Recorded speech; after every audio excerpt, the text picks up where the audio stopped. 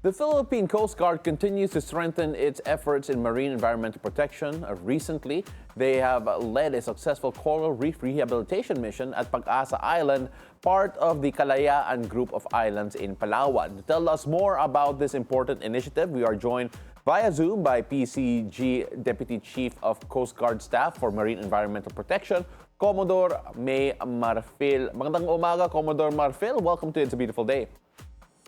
Sir, magandang umaga po sa inyo at sa lahat po ng viewers ng It's a Beautiful Day. Commodore, pag-usapan muna natin yung mga resulta in terms of yung rehabilitation efforts po ninyo in the Kalayaan Island Group. The coral rehabilitation effort, just how big was the problem po at anong kailangan yung gawin in that area in particular? Malaki po ang yung epekto ng coral degradation sa KIG. So kailangan po gumawa ng mga kailangan gawin, may restore ng gobyerno natin yung ating nasisirang corales sa KIG po. Ano yung mga restoration methods po ninyo in terms of the coral rehabilitation project po? One of the key restoration method that we use yung coral frame po that we carried is we use the coral frame and then we may designated area po kami tapos kumuha po kami ng mga buhay na corals na transplant po. Parang nilipat mo siya sa isang lugar na pag i-restore nyo po. Yun what we call the coral plant transplantation po ang ginamit namin ng Philippine Coast Guard. If I'm not mistaken po, this has been a longer project po. Can you tell us a bit more of yung history po ng rehabilitation efforts po ninyo? If I'm not mistaken, there was another effort made in January po, if I get that correctly. Yes, sir. Ito po yung ang unang ginawa po, sir, yung tinatawag na assessment. Ito po yung kailangan mong as part of the important initiative na dapat kailangan ng paggawa ng restoration is to assess the area. So, once na ma-assess po, yun na, next na po yung tinatawag na coral transplantation. So, it was just, since the Philippine Coast Guard is guided by dapat daw ang trabaho namin ng coral reef transplantation is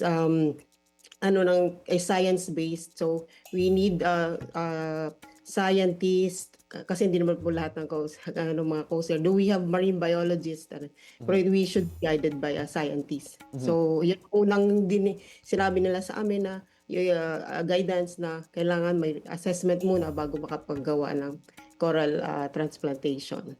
Sino po mga private partners po ninyo when it comes to this project?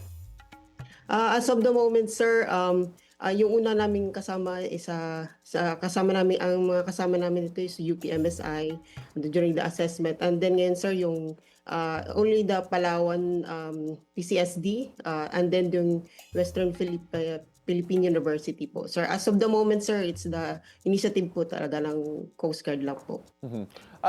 Are there challenges po when it comes to yung process po ninyo in terms of the recovery process, especially considering, well, it cannot be avoided po, but then have there been any challenges by the Chinese Coast Guard, especially when it comes to the areas in and around the KIG? So far, sir, ang challenge lang talaga na encounter namin is yung malalakas na alon, yung pagda-dive, sir. And then yung pag-transfer ng mga coral frames na tinatawag namin kasi may minsan na tumaob yung mga rubber boats kasi sobrang lakas. So we're ready on that challenge, sir. Yung sa Chinese naman vessel, sir, pag ng mga vessel namin, andyan na sila agad naka-escort.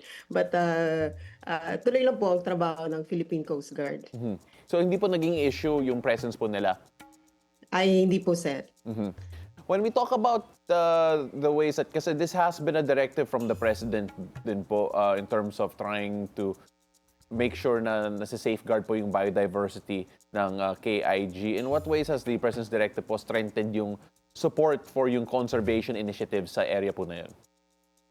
Ay, napakalaki pong bagay yung directive ng President po because it accelerated our marine conservation initiatives by providing clear policy, direction, and high-level support. So, and in response to that directive, the ambuting commandant po ng Philippine Coast Guard is dinirect po agad ako na gumawa ng initiative at magbuo ng team which is through our Philippine Coast Guard Marine Science Group na kailangan gawin na pag-restore, simulan na ang pag-restore ng coral reefs sa KIG po.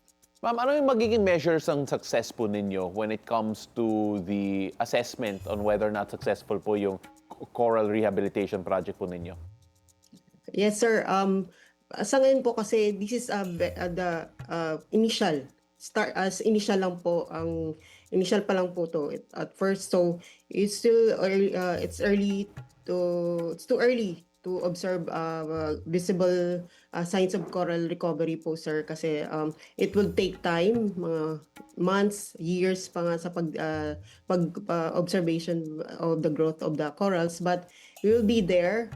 We'll be conducting monitoring quarterly to monitor the fragments through documentation, underwater videos, sir. So, ano lang, sir, kailangan na lang bisitahin every quarter, sir, kahit medyo mahirap yung maalon, but we need to be consistent with our objective na attain namin yung objective namin na ma-rehab po ang coral reef sa KIG. Ma'am, you mentioned it po, medyo maalon, habagat season po ngayon. Just how big is the challenge po of the weather-related issues when it comes to sustaining yung monitoring po ninyo sa KIG?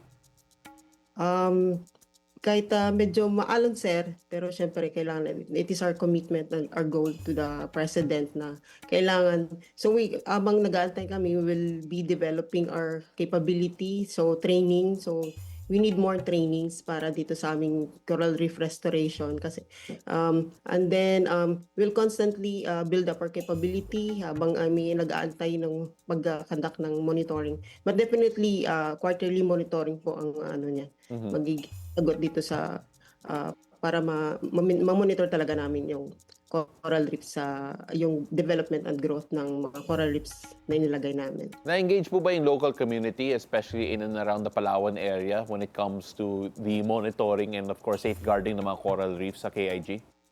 Yes, sir. Bago po pagkatapos po ng coral reef transplantation ay gumawa agad ang Philippine PCG Marine Science Group namin ng IEC Information Education Campaign around the area, sir, sa KIG para ma-inform sila na ito mayroong ginagawang initiative ang Coast Guard para at kanila din pangalagaan yung bantayan at pangalagaan yung mga coral reefs na nilagay namin, sir. She is the PCG Deputy Chief of Coast Guard Staff for Marine Environmental Protection, Ma'am Commodore May Marafil. Maraming salamat po. Thank you for joining us this morning. Napakaaga po, but then we really enjoyed talking to you. Maraming salamat po. Thank you so much. Thank you very much, sir. Salamat po sa lahat.